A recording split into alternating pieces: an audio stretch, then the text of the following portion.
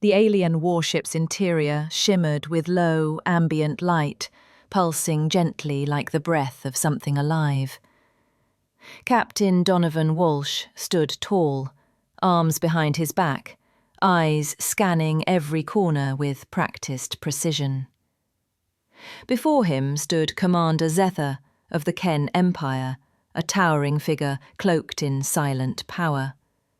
Her skin bore an iridescent sheen that caught the light in waves, reflecting hues never seen on Earth. Her expression was unreadable, her gaze unwavering. She gestured slowly, fingers trailing the air like they wrote secrets in an invisible language. "You are to inspect me," she said, her tone flat but commanding. Donovan blinked, thrown off. "Commander, I believe our scanners already—" She raised one hand to stop him. "Your technology is insufficient. I feel something. Something wrong." Her fingers rested lightly against her chest, as if she could trace the distortion through touch alone. "This disturbance," she continued, "can only be sensed, not measured." Donovan felt a chill. This wasn't protocol. This was personal. He adjusted his stance, every muscle tensing under the weight of her request. "I'm not a medic," he reminded her, "and certainly not familiar with Ken anatomy." She didn't move, but her gaze intensified. "That is irrelevant. You're human. Your kind senses what machines ignore. It's why you've survived." Her words hit like a subtle accusation, wrapped in admiration. The ship hummed around them, and Donovan became acutely aware of the silence in the chamber. "You believe I can detect something your entire fleet missed?" he asked. Zether stepped forward, her presence overwhelming. "Not believe. No." Her voice softened only slightly. "We've studied humans for decades, watched you triumph where logic predicted failure. You feel your surroundings. It is instinctual. You are an antenna for the universe's turbulence." Donovan stared at her. "I've never been accused of being mystical." "Perhaps it's time," she replied, then turned. "Follow me." She led him down a narrow corridor where the lights dimmed as they passed. Their footsteps echoed softly as the hallway led to a sealed chamber, unlike the sterile compartments typical of the Ken vessel. The doorway opened with a whisper, revealing a room bathed in shifting blue hues.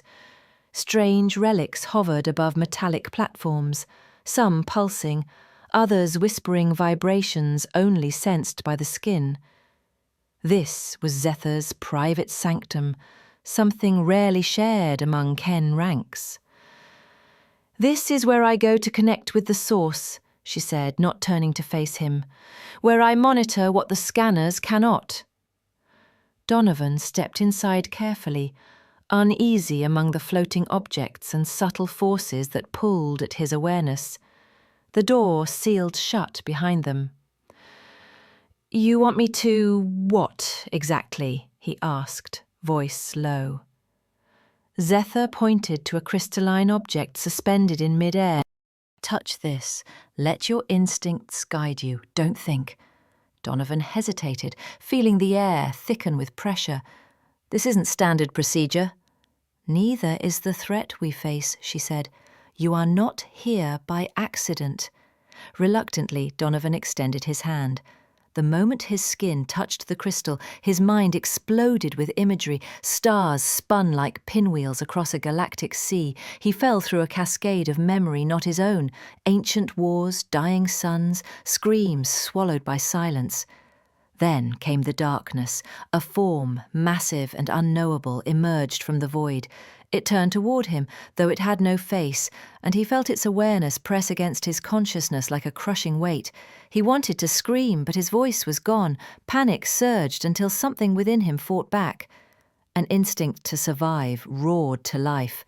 With a violent jolt, he pulled away, falling to one knee, gasping. The crystal still hovered, glowing faintly. Zephyr stood above him, arms crossed.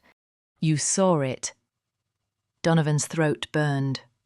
"What was that thing?" "The darkness," she said, "an old force. It seeks to consume not just matter, but memory, will, soul."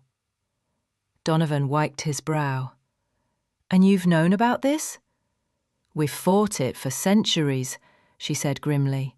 "But your people have a link to something we've forgotten, a connection to the raw stream of creation.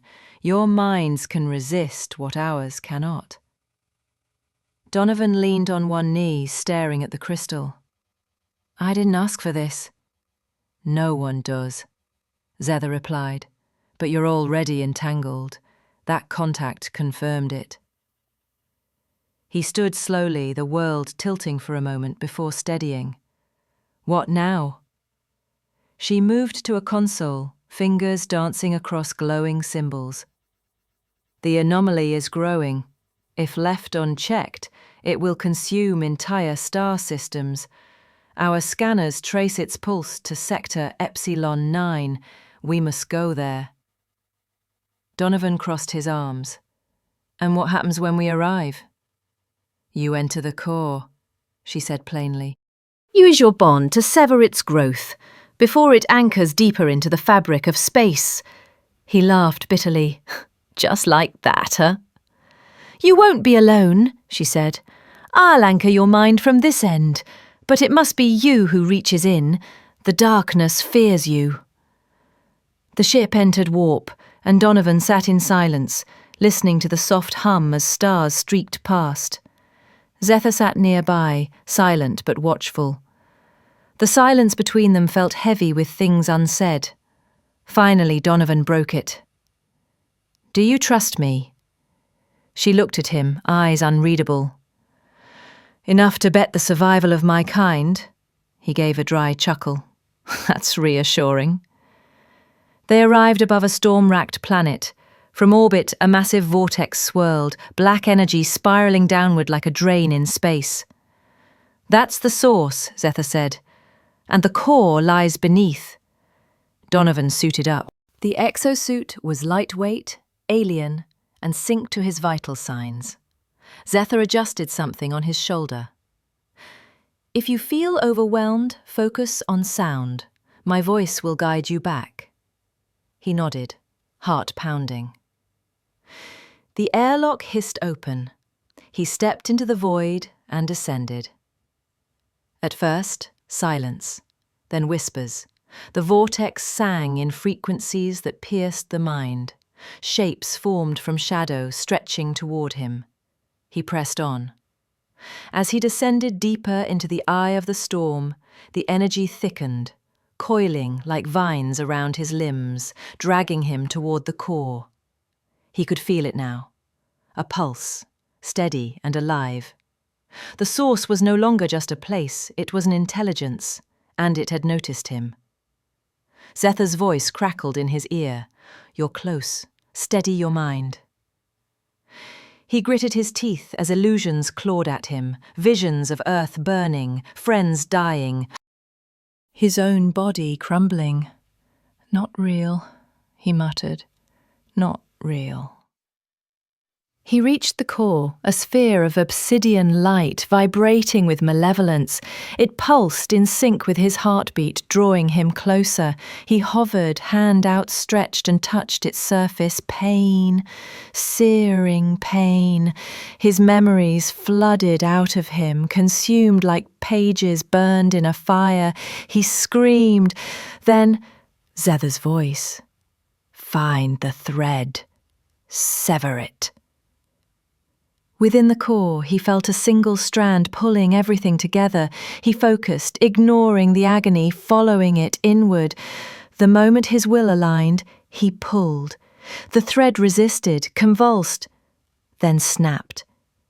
Light burst outward in every direction. The core shrieked in frequencies that tore through dimensions. Then, silence. The storm collapsed. The energy dissolved. Donovan drifted, limp, suspended in darkness. Then came a pull. He was rising. Voices called his name. The ship's systems re-engaged. Bajekan lights returned. Zephyr stood over him as he emerged from the pod. Her eyes, usually stone, now shimmered. "You did it," she said softly. He nodded, exhausted. "Is it gone?" "For now." She helped him stand. "We will monitor the remnants, but your presence has weakened it in ways we never thought possible." Donovan looked at her, trying to read what lay beneath her calm surface. "You could have gone alone." "And failed," she replied. "Sometimes power isn't enough. Sometimes it's about heart." He chuckled. "Guess humans have heart." "More than we knew." They stood in silence for a moment longer before the stars beckoned once more beyond the ship's hull.